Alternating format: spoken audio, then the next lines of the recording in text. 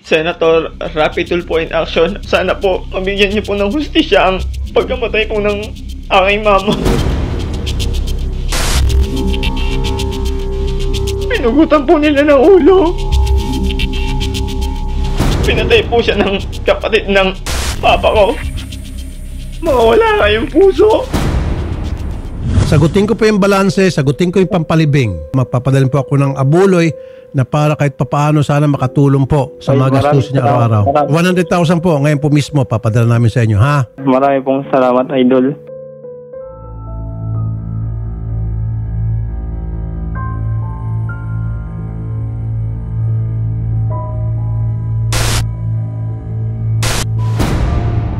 Pagdating namin doon, nakahiga na talaga. Wala na pong buhay. Nung Sabado, March 2, hapon, naglilinis kami doon sa may Pispan sa may Basaw. Tapos pumunta naman po yung kapatid ng asawa niya, palapit sa amin, may dalang tubo at itak.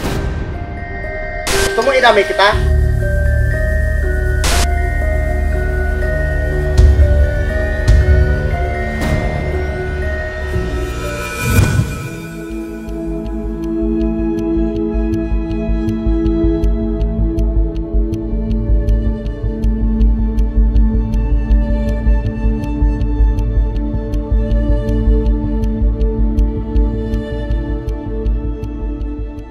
Kayo po itong trabahante nila Ma'am Rebecca na kasama po niya sa bukid. Yes po. Okay, so araw-araw po ba kayo nagpupunta doon sa bukid?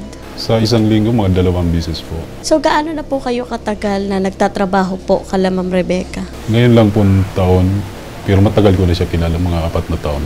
Noong palagi kayong nagkakasama sa bukid para linisan ito or kung ano mang gagawin nyo doon, magtatanim, palagi nyo po ba nakikita itong pambubuli na ginagawa ng kapatid ng asawa ni Ma'am Rebecca? Pag minsan po, tinitignan na lang po kami pag kami lumilinis doon. Pero wala po ba kayo na witness na itong si Ma'am Rebecca inaaway doon, sinisigawan or sinasaktan? Nagkataon po, hindi ko kasama, feeling nangyari po itong nabaritaan ko po na kuryente. So pag wala ho siya kasama doon, doon po nila ginagawa itong pambubuli. Oo. Noong time ng ginawa itong krimen ng suspect kay Ma'am Rebecca, pwede niyo ho bang pakikwento kung paano po nangyari?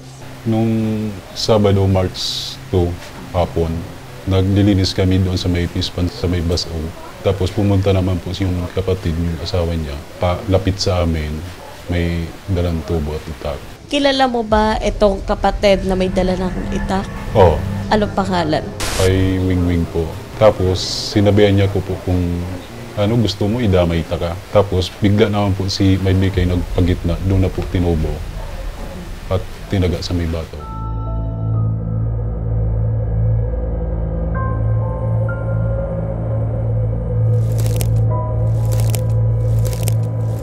Gusto mo idamay kita?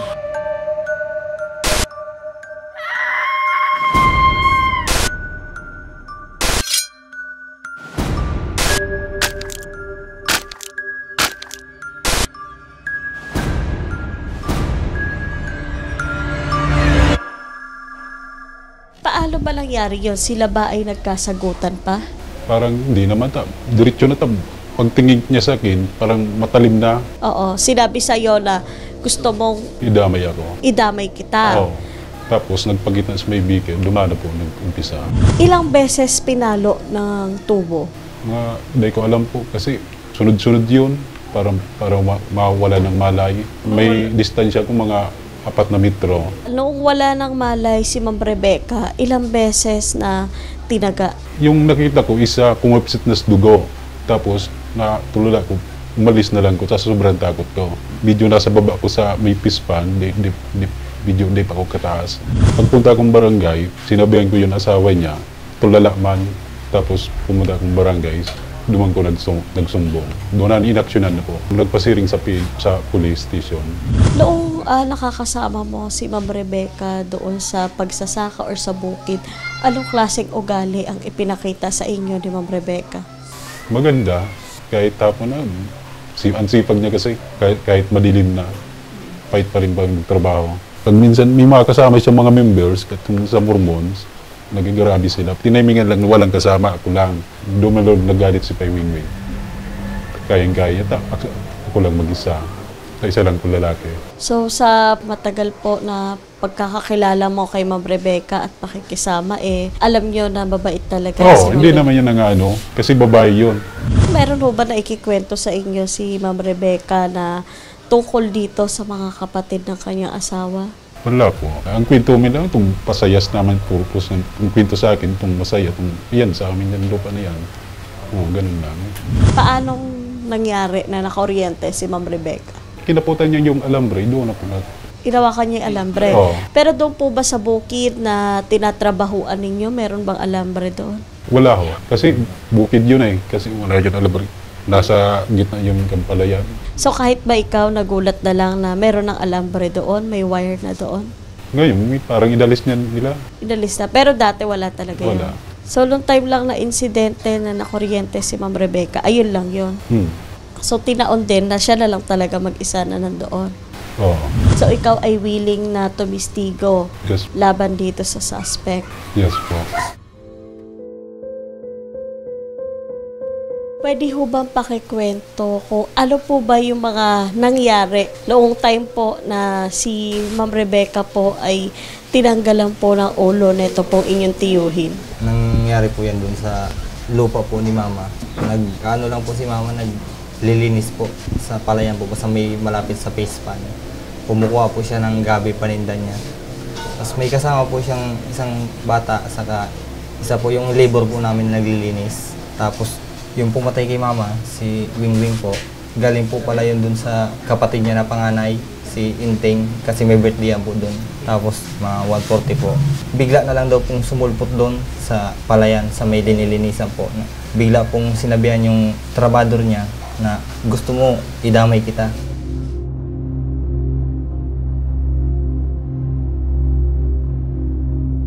Gusto mo idamay kita? Ang sabi ni Mama, huwag niyong pakialaman yan kasi trabador ko yan. Tapos bigla na lang po siyang hinampas sa batok ng tubo. Tapos nung nawalan po ng malay, hinampas-hampas daw po ng tubo na bumagsak na.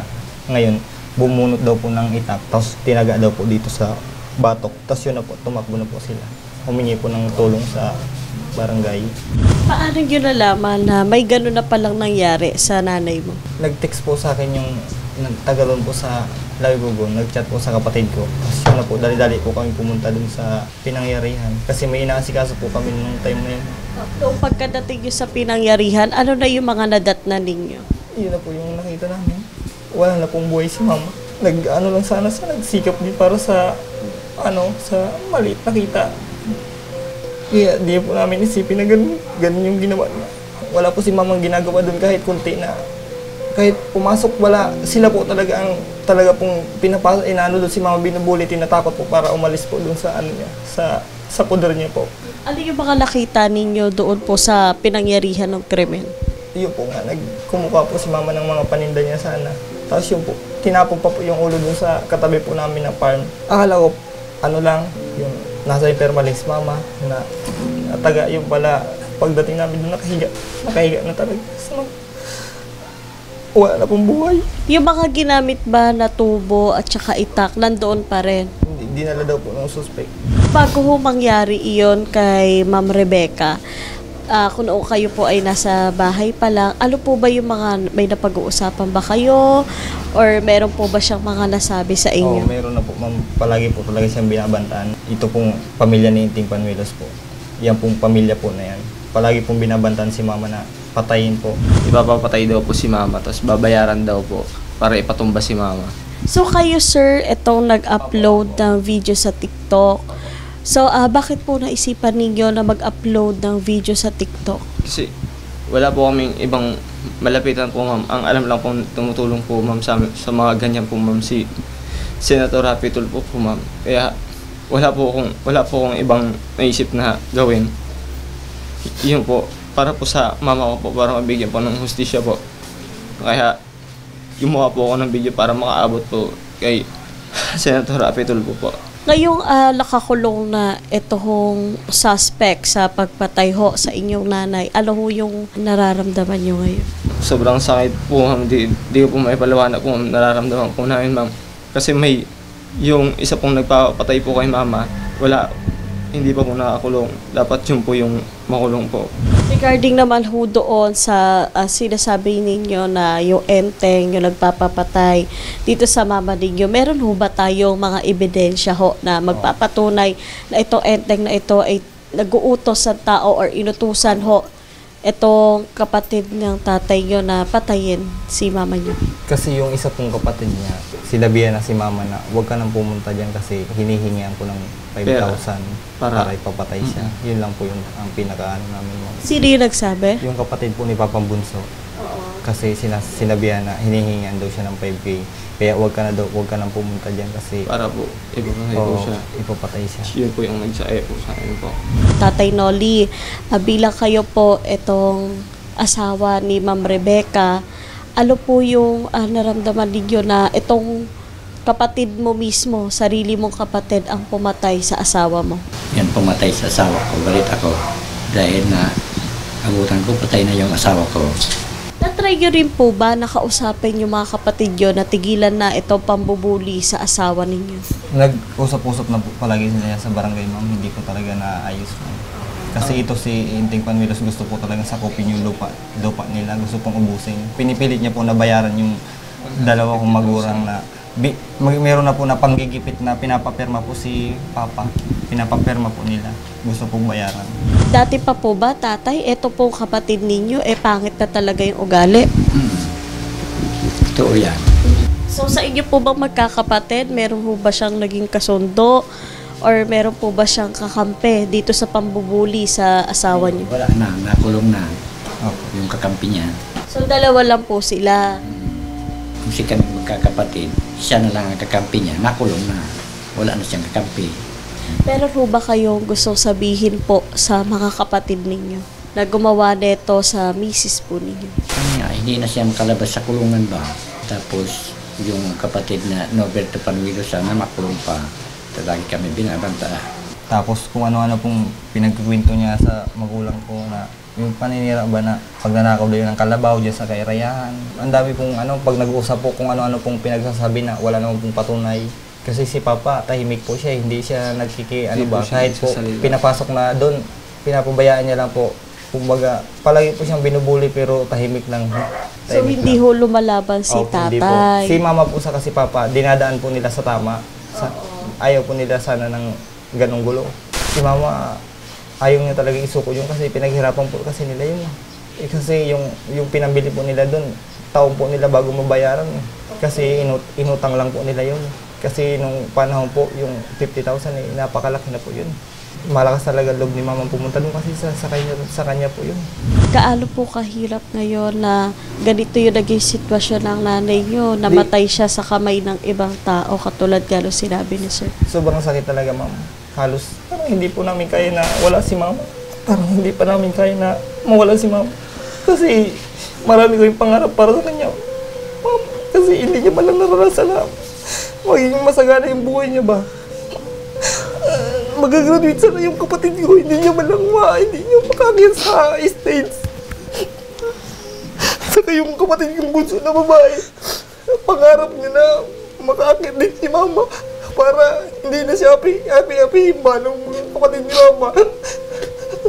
Babang-bawa na kami sa sarili namin, sila lang ay yung nakakaangat. Kukunti na lupa lang yun, ba't nila ginawa yun sa mama namin? Hindi ko po matanggap yung pagkamatay po ng mama ko po. Kasi sobrang bait niya po para magkaroon ng ganyan pong kamatayan po. Hindi ko po alam kung bakit ginawa po nila yan sa mama ko.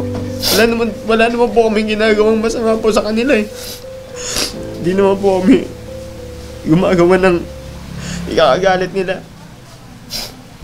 Dinadaan naman po ng mama ko sa malinis na paraan po para makuha po yung lupa na binili po ng mama tsaka papa ko para po maipanghalan po sa kanila yung lupa na ibinili po nila. Una po, mga hayop po yung pinapatay nila, yung mga alaga po namin. Tapos di pa po sila nakontento, pati po yung mama namin. Ganon din po yung ginawa nila.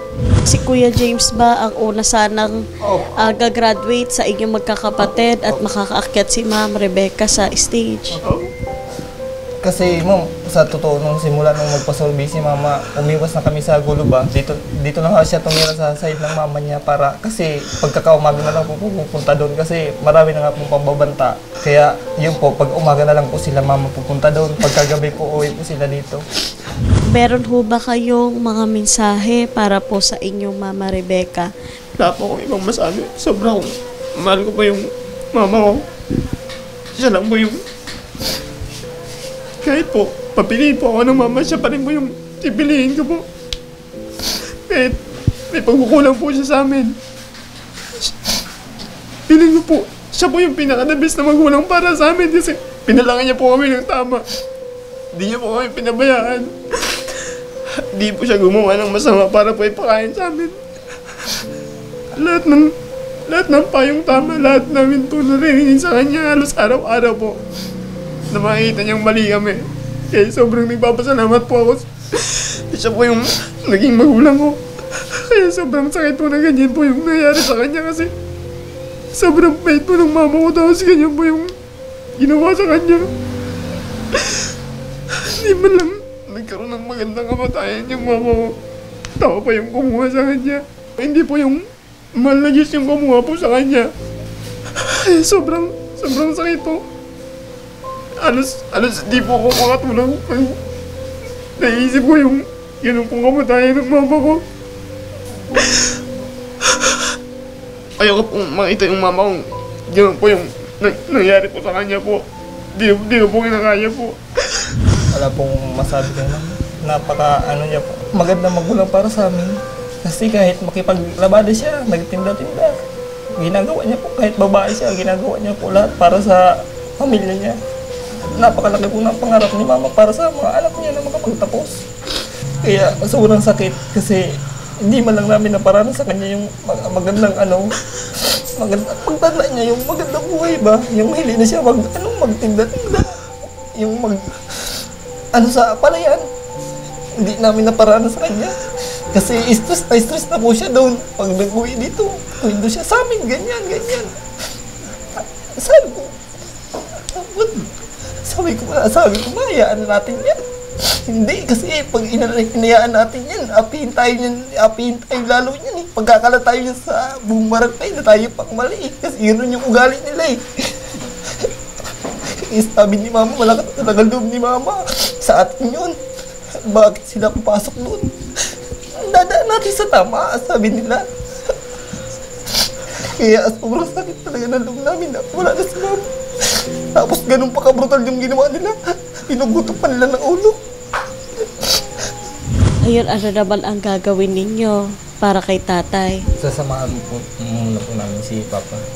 Yung mga ginagawa ni mama, yun din yung gagawin namin. Pero ka bang gusto sabihin doon sa mga uncle mo na gumawa nito sa mama mo? Halos wala na po akong masabi kasi wala naman pong ginawa si mama para sa kanila eh. Wala po kami nakita na ba't ginawa nila yung kay mama. Bakit pumasok ba si mama doon? Wala naman si mama. Pinaayos niya lang po yung para sa kanya. Pero kung nasakop man po yung sa kanya, hindi naman po ni mama kukunin eh. Sinabi na po eh, ito lang. Ibibigay ko na yan sa inyo eh. Sabi ni mama, wala po siyang pumasok doon, magtanim doon, wala naman po eh. Sila po ang pumapasok po sa amin. Marami na pong pinipicturan ni mama, pinupunta sa barangay, pero wala po, hindi po talaga sila natitinag. Binubuli po talaga niya si mama, tinatakot po hanggang sa hindi nila nakaintakot ni si mama, yun na po yung ginawa nila. Kaya nga kami napunta dito para po ibigay itong tulong ni Senator Raffy Tulfo po para sa inyo. So, ito po, ipinangako po niya na 100,000 tulong po para sa puninarya po at the rest po is para sa mga panggastos-gastos po ninyo dito sa burol po ng inyong nanay. So ngayon po pupunta tayo sa puninarya para po mabayaran na natin yung balanse po ninyo para bukas po sa libing ng nanay ninyo tuloy-tuloy na po tayo. Okay po, sige po.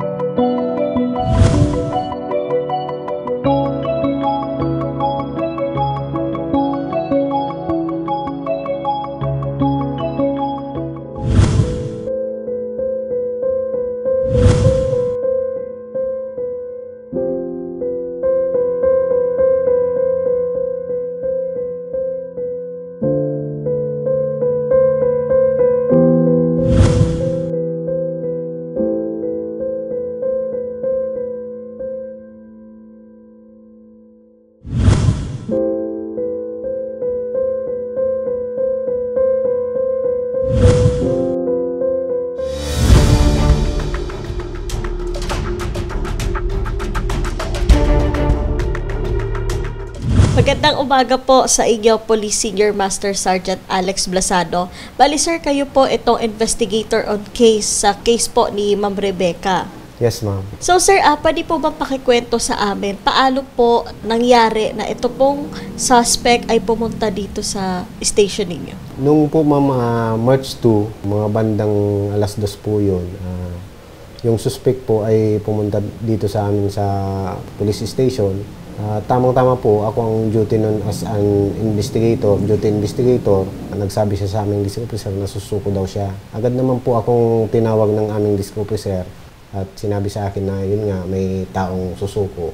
Yun. Pagpunta ko po dun sa kanya, dun sa aming guardhouse, tinanong ko po siya kung bakit siya susuko. Pinugutan niya daw po ng ulo yung sister-in-law niya. Base po sa interview ko po sa kanya, nasa bahay po siya noon at nakita niya daw po yung sister-in-law niya na nandun nga po sa fish pond na naglilinis. Bali po yung fish pond po na yun ay subject po yun sa kanilang land dispute. Matagal na po kasi silang may land dispute. Opo. Base dun sa investigation ko din dun sa barangay, sa mga barangay officials. Matagal na po silang may land dispute.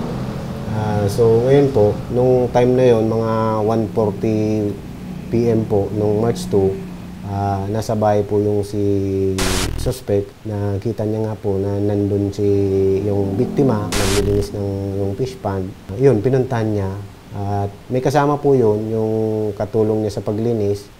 Yun nga, pagpunta niya doon, sinabihan niya yung katulong sa paglinis, gusto mo, unahin kita. Tapos pumagit na itong si victim, yung suspect may dalang tubo at itak. Pagkatapos nun, yung pagpunta niya doon, paggitna nung biktima, kinuha niya yung tubo niya, pinalo yung biktima sa may batok. Opo. Kapalo nun, kinuha nung suspect naman yung itak niya at tinaga dito rin sa likod ng sa batok din. Pagkatapos nun, yung witness natin na kasama nung biktima, tumakas na siya. Natakot na rin at huhingi rin sana siya ng tulong doon sa lugar kaso lang wala naman siyang makitang tao. Kaya ang nangyari noon, pinuntahan niya yung asawa. Opo. Sa karating na barangay. Doon sinumbong niya yung pangyayari. Paano sir na nangyari na ito pong suspect binit-bit pa yung ulo sa malayong lugar? Base po doon sa interview ko sa kanya, yung suspect after nung pakapugot niya ng ulo sa sister-in-law niya, binitbit niya yung ulo papunta dun sa isang farm. Opo. May private farm na may nag-aari. Sabi ko, bakit mo dinala dun yung ulo? Ang sabi niya sa akin, kasi yung may-ari daw nung farm na yun, isa pa yun sa parang nagkukonsinti daw sa biktima. Opo. About dun sa nila sa lupa. Yun lang ang pakasabi niya. So, kumbaga, ang gusto yung mangyari is matakot parang matakot. Yun ang sabi niya sa akin. Pero nung ginawa po ba iyon ng suspect, yung pagpugot po ng ulo sa kanyang sister-in-law, lasing po ba siya, sir? Or under influence po siya ng drugs? Wala. Nasa normal siya. Normal siya. Nasa okay. Normal. Ano daw po yung nag-trigger sa kanya? Bakit niya pinugutan ng ulo itong sister-in-law niya? Sabi niya, matagal na talagang yung matagal ng away nila sa hindi pagkakaintindihan sa lupa. And then, yung sinabi niya sa akin na, sabi ko, kahit may away kayo sa lupa, dapat dinaan mo na lang sa legal na proseso. Sabi niya, ang sinabi niya sa akin, siya na lang daw ang magsasakripisyo para sa kanyang pamilya. So after po nung ma-report niya na, ayun nga, pinugutan niya ng ulo ang kanyang sister-in-law, ano po yung mga next po na action na ginawa ninyo? After po nun, put under the custody po muna namin siya dito. Tapos pumunta po ako dun sa place of incident. So, noong nandito na po sa station ninyo at under custody nga ninyo, ito pong suspect, meron po bang mga dumalaw po sa kanya ng mga kapatid or kaanak? Meron din po, kaso lang pinag-iwas muna namin kasi medyo mainit yung panahon na yun, medyo mainit, parang nagbabanta-bantaan pa sila yung mga both parties, yung mga nila, pamilya, magbabanta-banta. Medyo mainit pa, parang alam naman natin yung nangyari. Kaya medyo pinag-iwas muna namin yung ibang na huwag magtagal dito, alis agad. Sinasabi po kasi itong mga anak ng victim na ang nag-utos daw po dito sa suspect na patayin ang kanilang nanay ay yung panganay daw po na kapatid. So yung panganay na kapatid po ba, sir, nagpunta rin po dito para bisitahin yung suspect? Hindi ko po nakita pumunta dito. Babae lang po ang nakita kong pumunta dito sa kanya. Babae. Okay. Ano po ang isinampa nating kaso dito po sa suspect na si Josuelito Panuelos po?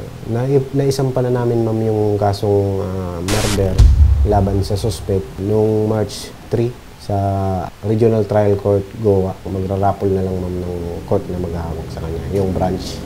Pero po ito pong isinampang kaso ay non-bailable po? Non-bailable po siya, ma'am. Okay. So as of now po, nasa ang custody na po itong suspect? Nasa Tigaon, Camarines Sur, yung sa penal farm. BGMP. Okay, nasa BJMP na po siya ngayon.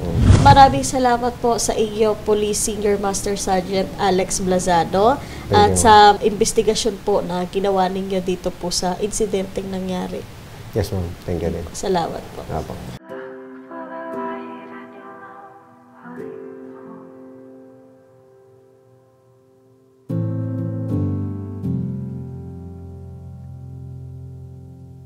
In the dawn of first as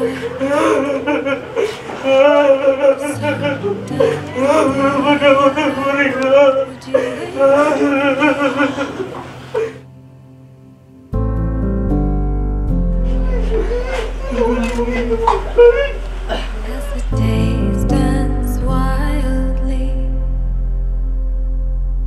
and the winds bring memories spinning round my head. Would you wait for me? Would you wait for me?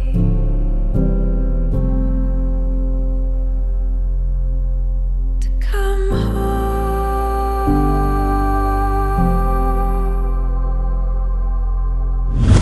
Look for the light.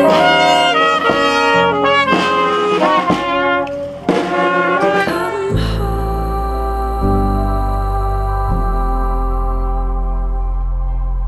To come home.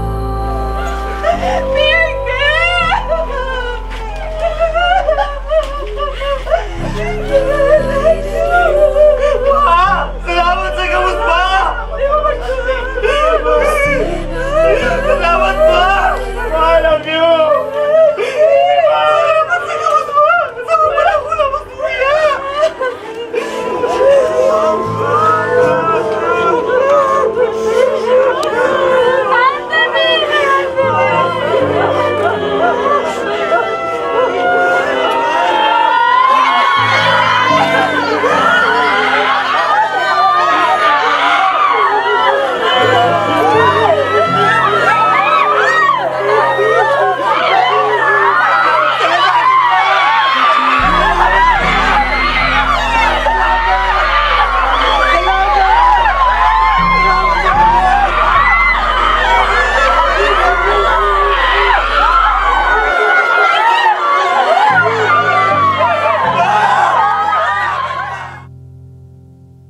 In the dawn of first light, the sun dance of daylight. Would you wait for me? Ma! Pasalamat ako, ma! Naging magulang ko, ma! Ngayon, may binulat ako ng paraot, ma!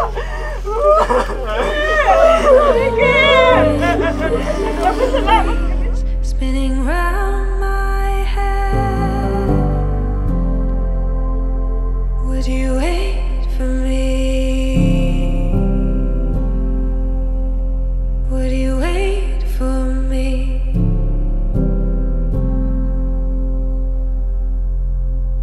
To come home. Nagpapasalamat po ako kay Senador Rapi Tulfo sa tulong niya po kasi hindi na po talaga namin alam kung anong gagawin kung hindi niya po kami natulungan. Kaya maraming pong salamat. Sa pera po, malaking tulong po to para kay mama sa mga bayarin. Marami pong salamat. Marami pong salamat kay Senator Rapi Tulfo sa nabigyan pong action yung ginawa ko pong video. Maraming salamat din po sa mga nag-share po nung video ko po para makarating po sa kanya. Thank you po. Salamat po kay Senator Tulfo sa tinaong tulong na pera ba, dakula ko pong pasalamat.